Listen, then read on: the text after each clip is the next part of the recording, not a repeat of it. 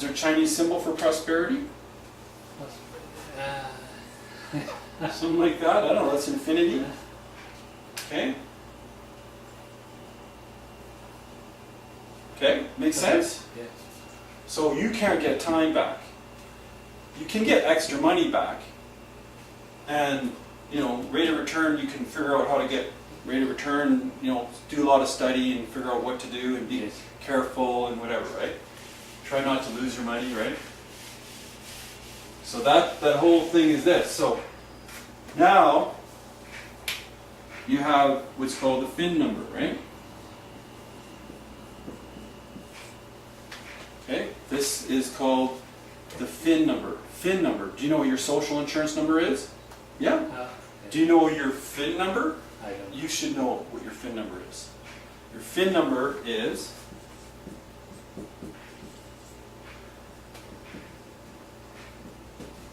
Financial Identification Number. So we're going to figure out your financial identification number, right? And you should think about this when you go to bed at night. When you wake up in the morning, you should be thinking about this. Until this becomes a habit, part of your life, right? So when you lose your job, you have to keep reminding yourself this, right? Yes. So if you won a lottery, if you got an inheritance, or if you work 20, 30, 40 years and you have a whole bunch of money, when are you going to stop working? When you have enough? Yeah. So how much is enough? So if you were retired today, right now, and you didn't have to work, but you worked because you wanted to, how much money do you need every month to live on? $5,000 a month? $6,000 a month? For now? $7,000 a month? That's I assume, yes. How much? 5 or 6,000? 5, 6? Yes. Okay, that's the number I want. That's your FIN number. This is a FIN number. Right away, you got to know how much you need every month to pay everything. You're always thinking about it. You're driving to work. Oh, I can work some more extra overtime. Oh, shoot, I lost my job. I got to talk to Neil about getting my damage deposit back. You're always thinking about it. In the morning, in the evening, all the time. And you work extra hours to take care of your family, and your wife's mad because she hasn't seen you, right? So because you're working on this all the time. So if you have less stress, and you're working on this, by doing stupid things like me, things that people would not do, like rent basement bedrooms, people don't do stuff like that. That's not normal. That's like weird, right? That's inconvenient. That's cutting into my privacy. I don't care. I'm free, right? I have financial freedom. I have mental freedom. I have no stress. I don't have to work tomorrow. That's kind of cool, right? Doesn't matter. I still work because I want to work. But I want more. We always want more, right? But $5,000 a month, that's, to you, that's good lifestyle. Comfortable, but here's what I want to show you. Boom, boom. This is after tax and before tax. So you need $5,000 to spend. Yes. Okay? It's hard to get. Before tax, you need more. What is the difference? You need at least $7,000.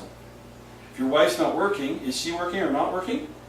He working. Okay, so she makes 20 grand a year, whatever. You make 50, 60, 70. So yeah, you're doing it, you're barely getting there, and you're saving a little bit. Now you got a kid, you have another kid now. Okay? And you get another bigger house, right? So that's $7,000. That's your gross. That's before tax. That's gross income. That's about where you're at. How do I know that? I just know. So, but do you know, I'll call this internal return. Okay, so internal return is making money before tax. So when I cut the rent from those two guys downstairs, they give me $1,000. Yeah. I haven't paid tax on that yet. Not yet. I get to hold that money for a whole year Yeah. without paying taxes on it. And I'm trying to figure out how not to pay taxes on it. So what I do, I buy another house Invest. so I don't pay tax. So we get richer and richer and richer. I never pay tax. I make $70,000, $80,000 a year with just nothing, doing nothing, right? And it's good, but I have expenses, right? So I have all these expenses, but I make this income, I have a good lifestyle. but I don't pay taxes on that income because I try to find things to spend my money on. Bought a new iPhone. I have 2 phones now, right? I got a nice thing here. I bought all this furniture, whatever, right? I buy stuff. I spend money. Have a nice lifestyle, right? So here, internal rate of return is a home-based business. Keep going back to this. Renting a bedroom is an internal rate of return. It's not taxed until later. With a job, you pay taxes. So if you're renting your house, this belong to the business. Home-based business. This, It's the easiest business to do too. Renting a how bedroom. you transfer to your home business? Because Separate bank account, or even just the same bank account. Doesn't matter. It's simple. do you need to register a company No. for that? No. So you just set the different bank account for the income and Yeah. investment. Yeah. Okay. So financial identification number. Now, if you have to make $7,000 every month, you have to. Otherwise, you're always chasing money, right? I want money to chase me. You want money to chase you, right? So that's $100,000 a year. So unless you're making $100,000 a year, you're going backwards. You're not making enough because you're paying taxes on that, right? Now, the other question is, again, financial identification number is how much would be a good return on your money? If you had a whole bunch of money, what would be a good interest rate? We talked about 2%, 6%, 12%. What would be a good rate of return? Like safe, you'd feel safe with the return on your money. And then I'm talking about investment, not savings, not a bank 2%, right? If you were investing your money, what would be a good rate of return? Do we keep safe? Yep. 8% should be. 8%? Excellent. I love 8%. It's a good return. It's not the best, it's not exciting, it's very realistic. It's very practical. It's believable, right? Yeah. 8%. Good. So 8%. We have to divide 8 divided by 100,000. What does that work out to? You got a calculator? Okay. So calculator. Okay.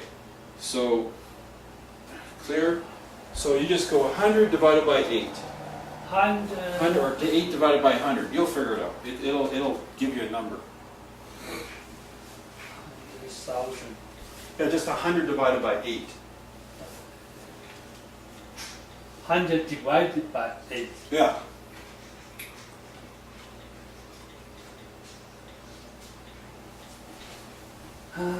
Total 0.5. Yep, 12%. Yes. So what that means, you need actually $1.2 million